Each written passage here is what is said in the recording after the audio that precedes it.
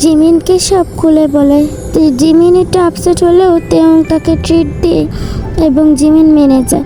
Jimin একটু upset ছিল কারণ তার বান্ধবী এত বড় বিপদে ছিল, তাকে একটা কলও করেনি। যাই হোক, অন্যদিকে আমাদের সুগা জাংকুককে তো ইচ্ছা মতো মার দিছে।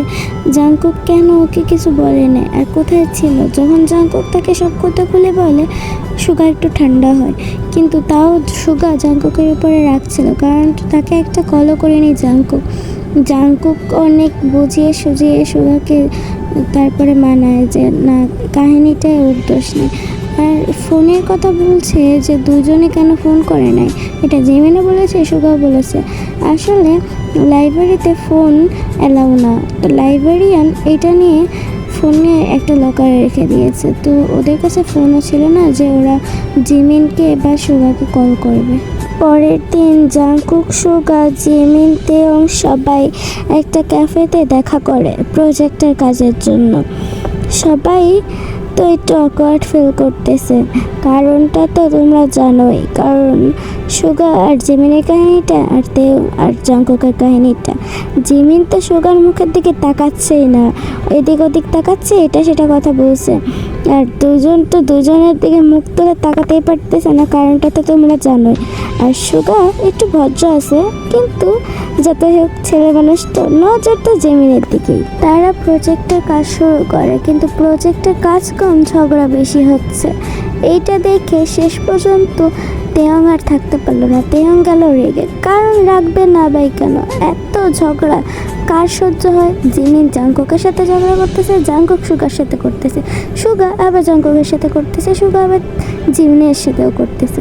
তেয়ং জাংকুকের সাথে ঝগড়া করতেছে, জাংকুক তেয়ংয়ের সাথে ঝগড়া করতেছে, মানে চারজনের মধ্যে ঝগড়া লেগেই আছে। এটা দেখে শেষ পর্যন্ত তেয়ং থাকতে না পেরে রেগে যেয়ে সে বলে এখন যে ঝগড়া করবে তাকে গ্রুপ থেকে বের করে দেওয়া হবে।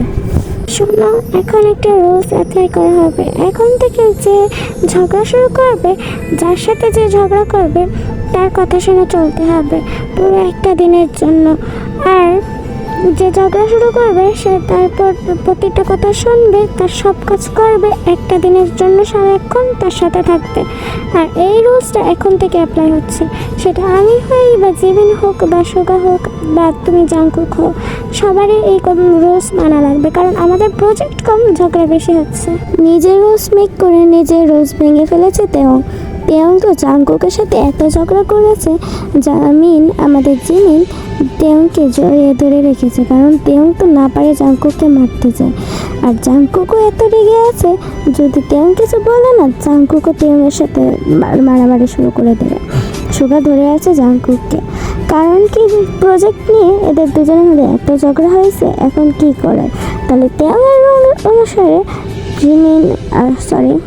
জাংকুক আর তেয়ংকে একসাথে সারাদিন থাকতে হবে এখন।